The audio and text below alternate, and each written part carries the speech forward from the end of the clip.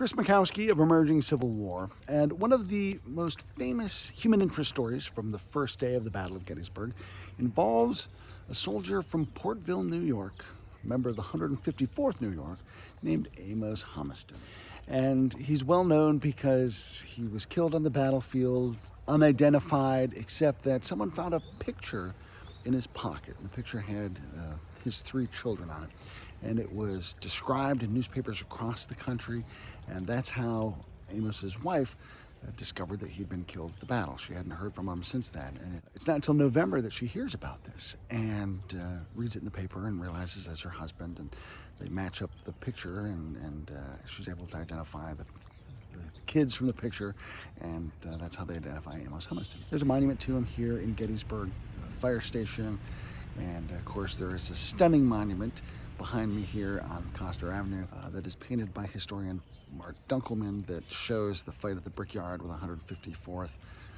Really kind of made their stand and helped delay the Confederate attack so that the position on Cemetery Hill could kind of form and formulate. And the monument here to the 154th, show you all the way to the top. There's a monument to the same regiment right near my house on the Chancellorsville battlefield, where they, part of the Union flank there, and they're crumbled in, and they have to, fall back as part of that collapse.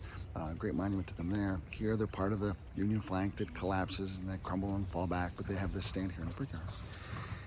And I always like to come and pay my respects to the 154th and to Amos Humiston in particular.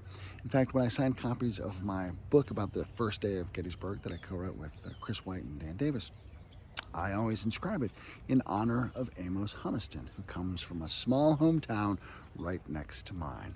I come from a little town called Eldred, Pennsylvania, and right up the road, across the state line, is Portville, New York, and that's where Amos was from, a long way from Gettysburg. And it always just reminds me, for so many of these guys, no matter where they were from, this was a grand adventure, getting them far away from home, but then many of them never make it back home, and they die on fields far away from the familiar spots of their lives. So I always like to come to Gettysburg, pay my respects to Amos, acknowledging him as someone who just, came down the road from me, a guy very similar, just like me, and that common connection of humanity, I think, is something that helps all of us relate to the Civil War in ways that resonate in deeply personal ways.